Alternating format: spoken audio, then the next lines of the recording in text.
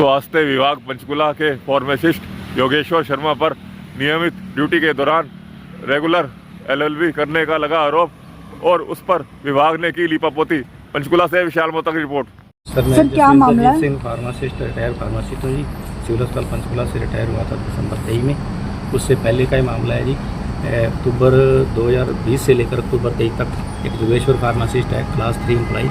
उसने 3 साल की एलएलबी रेगुलर हाजिरी लगाकर पंजाब यूनिवर्सिटी चंडीगढ़ से की है और साथ ही साथ 2 से 8 बजे 3 साल लगातार शाम की ड्यूटी अस्पताल में हाजिरी लगाकर सैलरी ले ली है, जो कि लाख रुपया 50 लाख के ज़्यादा सैलरी पड़ी है, क्योंकि एक आदमी 2 जगह हाजिरी नहीं लगा सकता। इसने जो परमिशन ली वो भी बोगस थी, क्योंकि 7/10 को इसने परमिशन के लिए लिखा और 7/10 को ही पीएमओ ने आगे सीएमओ को लिख दिया, सीएमओ ने आगे डीजी को लिख दिया।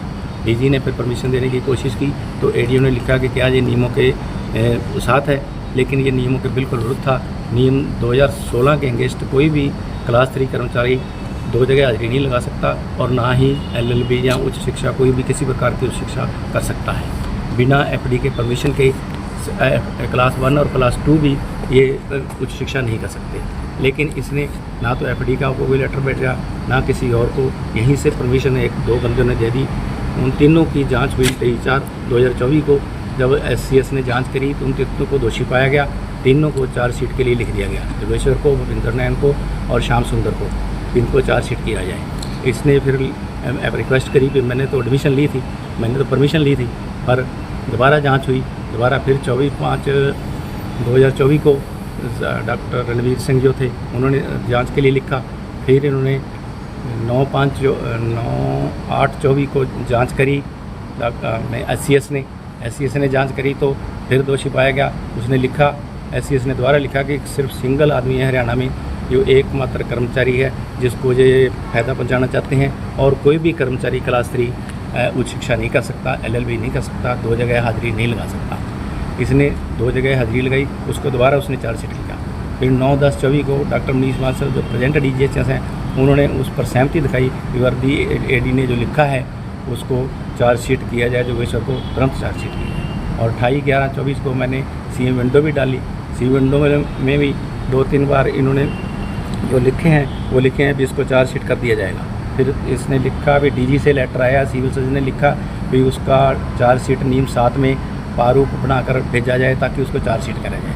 फिर 13/5/25 को चार्जशीट 13/3/25 को चार्जशीट के लिए प्रारूप बनाकर सिविल सर्जन ने डीजी को भेज दिया। लेकिन मैं उससे पहले 23/3/24 को अपने हेल्थ मिनिस्टर से 2 बार ऑफिस में मिला, 2 बार घर मिला। फिर मैं 13/5/25 के बाद कई बार एसीएस को भी मिला और एसीएस ने भी लिखा कि 9/10/24 में जो मनीष ने बांसल में डॉक्टर मनीष बांसल डीजीएस ने सहमति दी है, अब तक चार्ज क्यों नहीं किया जा रहा। लेकिन उसका कोई रिजल्ट नहीं आया। इन्होंने क्या करा कि जब डॉक्टर डीजी बांसल मनीष बांसल छुट्टी पर गए तो डॉक्टर कुलदीप ने कुछ अच्छे सारे गिफ्ट लेकर अपने योगेश्वर से और उसके E3 ब्रांच के कर्मचारियों ने गिफ्ट लेकर वो जो चार्जशीट थी जिसको चार्जशीट करने का फैसला करा था उसका निर्णय ही बदल दिया, उसको फाइल कर दिया। अब मेरी ये प्रार्थना है कि उसको दोबारा खोला जाए और जो भी एज पर रूल है वो काम किया जाए, क्योंकि उसको चार्जशीट और सस्पेंड करना बनता है। उसने 50 लाख जो सैलरी ली हर्जाना लेना पड़ता है, 420 का केस लेना बनता है, लेकिन उसके विरुद्ध कुछ नहीं करा है। सारे ऑफिस वाले हेल्थ मिनिस्टर से मिल लिया, एसीएस से मिल लिया, डीजी से मिल लिया, लेकिन सब कह रहे हैं हो जाएगा। लेकिन बीच में जो 25/4/25 को है मामला